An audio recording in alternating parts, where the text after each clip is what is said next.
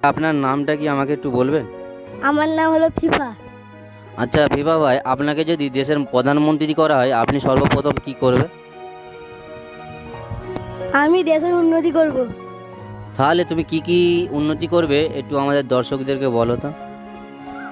School, হাসপাতাল, রাস্তাঘাট, গরিব মানুষের পাশে থাকবো, বাড়িঘর করে দেবো, সৎ পথে চলবো। গাইস, তোমরা শুনতেই পেলে একটা ছোট বাচ্চা ছেলে দেশের জন্য কি করতে পারে না পারে।